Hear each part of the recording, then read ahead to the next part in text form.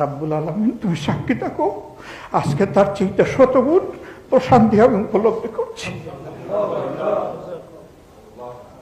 বিশ্ব ইসলামী আন্দোলনের অন্যতম সিফাত। আসসালামু আলাইকুম রহমতুল্লাহ বারাকাতু। সম্মানিত ভাই বোনেরা, দেখেন, ইনি হলো নেতা, ইনি হলো আমিরি জামাত বাংলাদেশ, আমিরি জামাত বাংলাদেশ জামাত ইসলামীর যে আমির ডক্টর শফিকুর রহমান।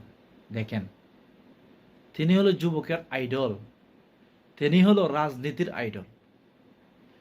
তেনার বিষয়ে বললেও কম হবে, আমি এতটুকু বলতে চাই না, কিন্তু এদের কি নেতা বলা হয়? প্রকৃত নেতা হলো এরা যারা নিজের স্বার্থটাকে সবসময় বিলীন করে অন্যের চিন্তা করে, মানুষের চিন্তা করে।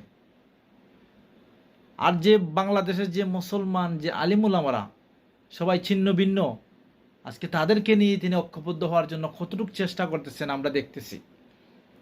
ইনশাআল্লাহ তেনার চেষ্টা সফল হবে, আল্লাহ অবশ্যই বারাকা দিবে ইনশাআল্লাহ। আমি দোয়া করি, আমি আরও দোয়া করি তেনার জন্য, আল্লাহ তেনাকে লম্বা হায়াত দান কর্তা, যাতে তিনি আগামীর নেতৃত্ব বাংলাদেশের জন্য ভালোভাবে দিতে পারেন। আল্লাহ তেনাকে ভালো সুবুদ্ধি দান কর্তা, জ্ঞান দান কর্তা।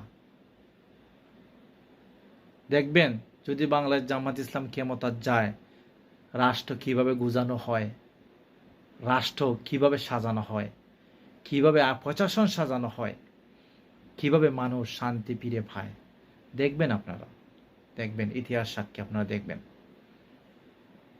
যিনি নিজের স্বার্থটাকে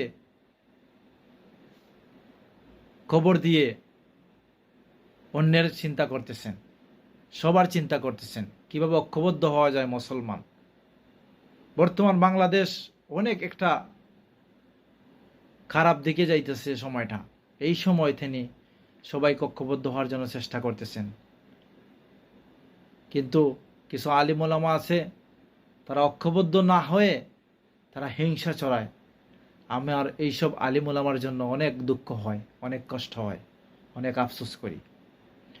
তিনি আলিম নয়, তিনি একজন ডক্টর, কিন্তু তিনি আলিম চেয়েও বড় আলিম। যে জ্ঞান তেনার মধ্যে আছে, যে ধৈর্য শক্তি তেনার মধ্যে আছে, অনেক আলিমের মধ্যেও তা নেই, কিন্তু তেনার মধ্যে সেই ধৈর্য শক্তি, সেই গুণ আছে।